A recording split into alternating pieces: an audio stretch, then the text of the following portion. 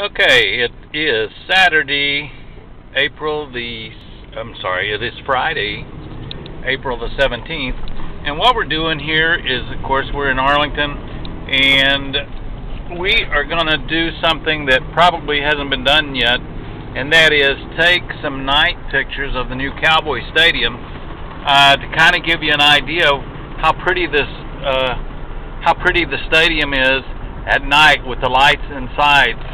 So what we're doing is I'm going to kind of show you how we get here, and in the meantime we're going to pass Six Flags over Texas, and then of course the Rangers are playing the Kansas City Royals tonight, and they're currently down 4-0. But the point is, there's I guess people coming out of Six Flags, but the point is that I wanted to show you Ranger Stadium. Ooh, look, there's Six Flags. They're going on.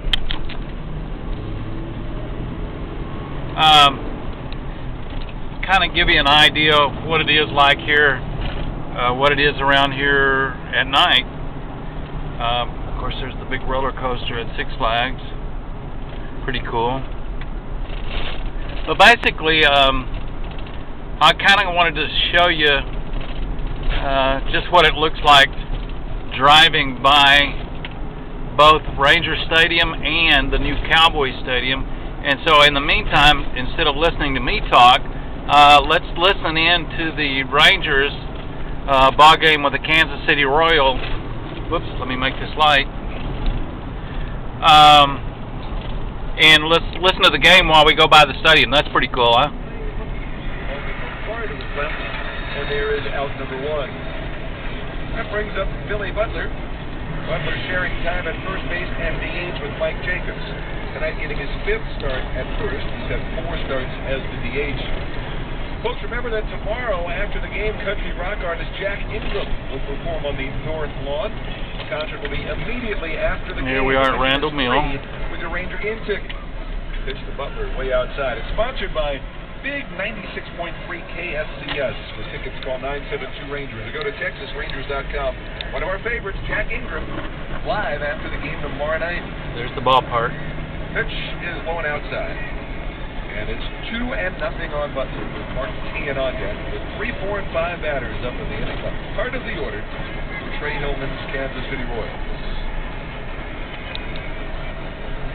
Here comes the pitch, and it's low. Talking to Frank White before the game, former second baseman, now TV analyst for the Royals. He says the Royals in the last few games have hit much better, and in fact they have. They've scored at least 4 runs now, 5 games in a row, after not scoring 4 runs in any of their first 5 games.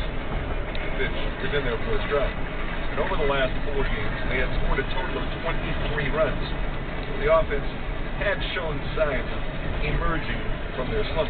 Oh, looks like we're blocked out. Okay.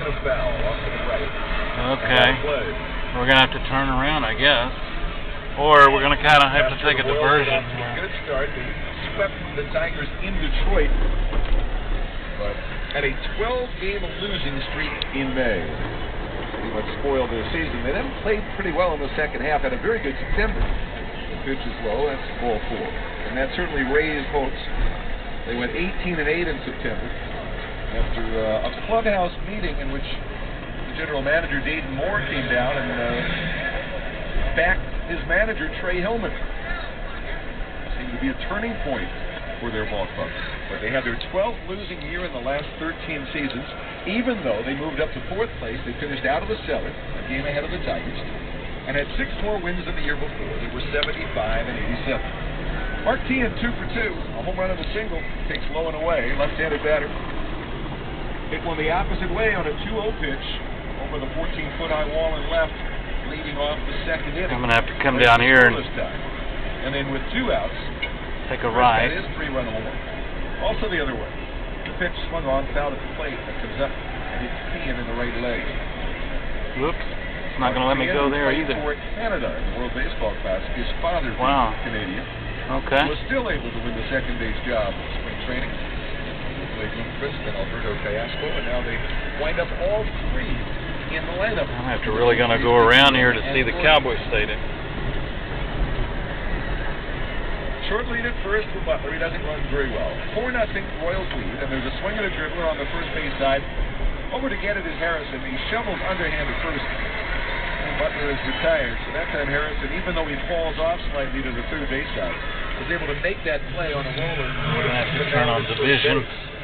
So 2 outs and a runner at second for the Royals, who lead it 4-0. And Mike Jacobs coming up, a left-handed batter who's lined to left and struck you out. Now, talking about cycles, the Royals haven't had one since 1990. They've had 6 in their history. They started in 1969. George Brett and Frank White, each with 2 of those cycles. But it's been a while since the Royals pulled off it. Ooh, look at that. Harrison set, and here's the pitch. That is low for the ball 1. John Mayberry, one of the guys who had a cycle as a Royal, and Freddie Patek.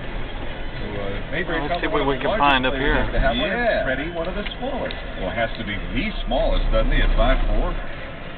Smallest of his era. Tough to get under that. Harrison is set of the pitch, and that is blowing inside. And the record, by the way, for cycles in a career is 3. Bob Musial, outfielder with those great Yankee teams in the 1920s, holds the American League record.